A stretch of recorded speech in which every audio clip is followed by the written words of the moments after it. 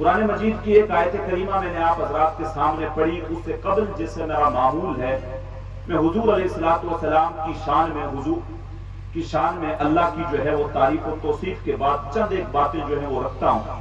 ویسے تو سیدہ عائشہ صدیقہ رضی اللہ تعالیٰ عنہا سے جب پوچھا گیا حضور کے اخلاق بیان کریں تو انہوں نے کہا کہ قرآن پڑھ لو، اس میں آپ کو حضور کے اخلاق مل جائیں گے۔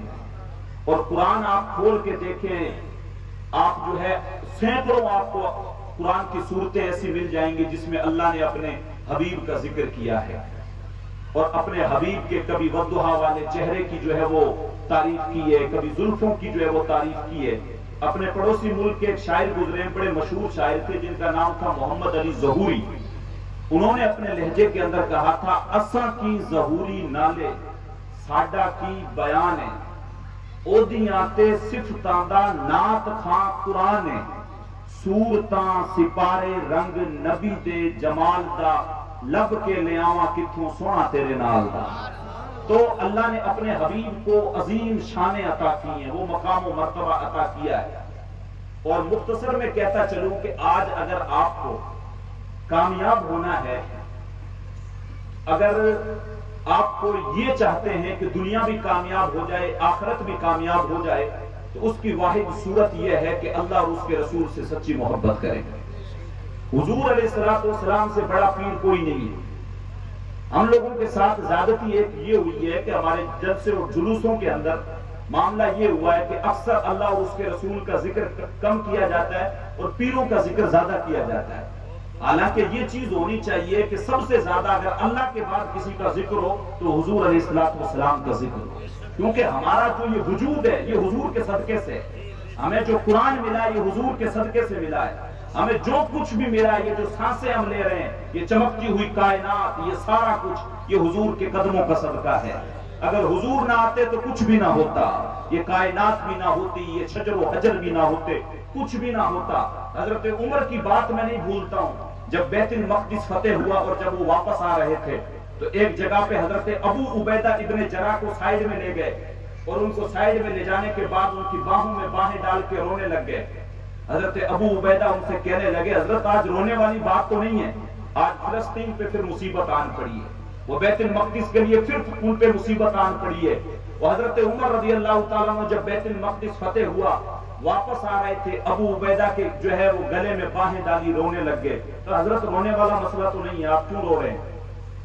آج تو اللہ نے بیت المقدس فتح کر دیا، آج تو خوشی والا معاملہ ہے، آج تو خوش ہونا چاہیے، آپ رو رہے ہیں۔ حضرت عمر نے کہا تھا کہ میں اس وجہ سے نہیں رو رہا ہوں بلکہ مجھے میرا بچپن یاد آ گیا۔ کہا کون سا بچپن، کیا معاملہ تھا؟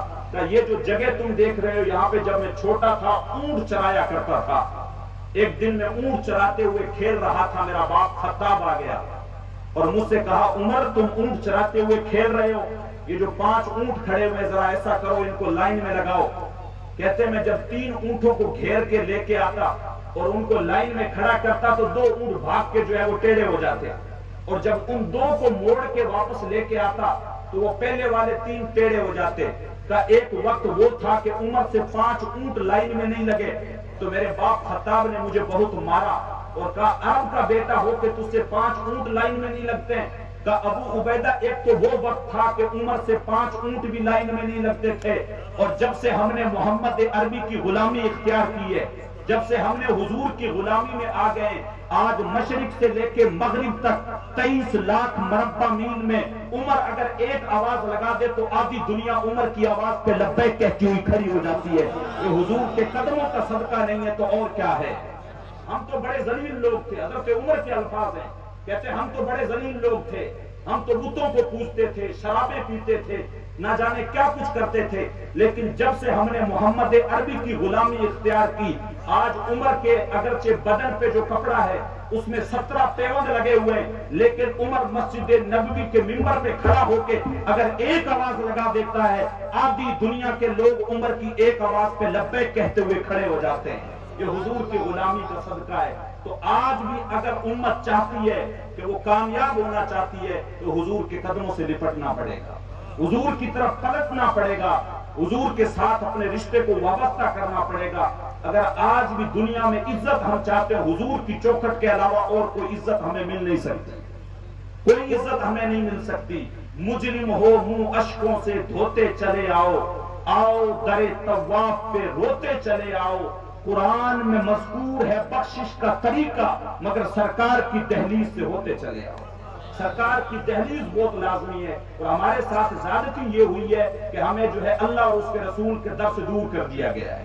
ہمیں صرف جو ہے نا کہانیاں اور قصے سنائے گئے, ہمیں صرف کہاوتیں جو ہے وہ تھوپ دی گئی.